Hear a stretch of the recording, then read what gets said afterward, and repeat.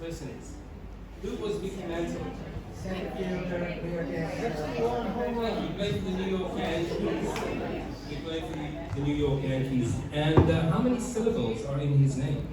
Mickey Mantle. 4 syllables. 4. Your next question should be, what is wrong with you? I'm asking that of no consequence, but it is. Who is this?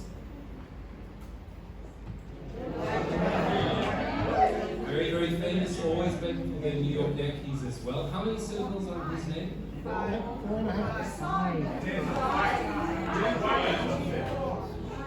Wait, Joe's looking for the answer. 5. Joe DiMaggio. Joe's on Google. Oh my God.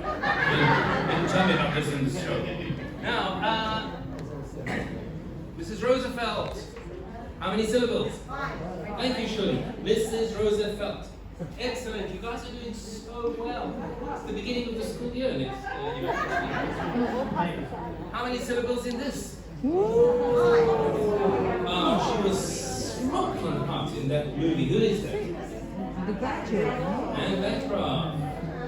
Now, why do syllables matter? Well, you see, in 1967, Mike Nichols is filming a movie called The Graduate, and he loves Simon & Garfunkel, and he wants their music in his movie, and he's put three songs as placeholders, which he thinks will be good.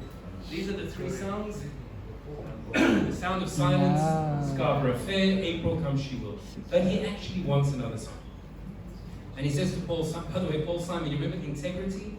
Paul Simon, when they asked him to put his music in a movie, he said, no, we have principles, we have integrity, we do not do sound for movies. And then they offered him $70,000. And he said, right, yeah, well, so he says, I need another song, Mr. Simon, I need another song. And he says, I don't actually have any more songs. I have some concepts, I pitched them to you, I don't have more songs. His friend Artie Garfunkel says, actually, he says to Mike Nichols, he does have a song. It's kind of a, he's working on something. It's not about the movie. In fact, it's called Mrs. Roosevelt. But Mrs. Robinson, same number of syllables, so just, he should be able to switch them in and out. They pitch it to him like that. True story. I don't make, somebody, by the way, after one of the shows said, it's amazing that you make all this stuff up. And I said, I'm not making up anything, it's all true. Every word is true. Every word is researched, is true. And so Paul Simon says, okay, I'll give it a bash. And lo and behold, we get on the soundtrack the song Mrs. Robinson. Now, if you go and listen to the soundtrack, that is the soundtrack to Mrs. Robinson, to The Graduate, there are 2 versions of the song. Mrs. Robinson, version 1, version 2. I'm not hearing their coughing, not hearing the coughing. Not hearing. Well, the Jews. Okay. They are 90 seconds long. They're 90 seconds. How do you write a song with 90 seconds? You do, because there were no words. Paul Simon had not written any words to the song. When the director says, what have you got for me? He goes, you ready? Why? Because he got no words. Like last show, la la la. He said, I was embarrassed, I didn't have words. And they just said, la la la, and that was the chorus. Same thing here. The only thing he had written was, here's to you, Mrs. Robinson, Jesus loves you more than you will know. It's the only thing he'd written. And then he wrote those words, stand up tall, Mrs. Robinson.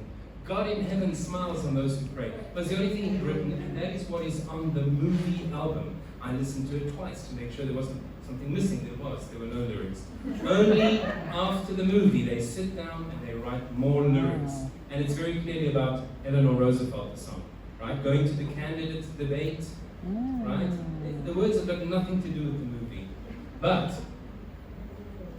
it comes out on their album Bookends. This album made them as big as the Beatles and the Rolling Stones. This album went to #1 in the UK, went to #1 in the USA. Mrs. Robinson was a #1 single of the album. At the 11th Grammys, they won 2 Grammys. So this album and this song for them was huge, absolutely huge, until they wrote their next album, Bridge Over Troubled Waters. Now, this is true as well. In 1970, on the Dick Cavett show, he has Mickey Mantle, Whitey Ford and Paul Simon on the show.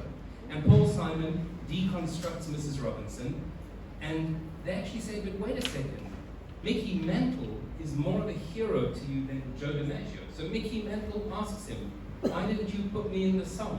And what is his reply? It's about syllables, right? It's all about the lead. Sorry, Mickey, love you, but for Joe DiMaggio's got more syllables. So you think syllables don't matter? They matter, and that's it to Paul Simon, that's for sure. So we're going to leave you with Mrs. Robinson.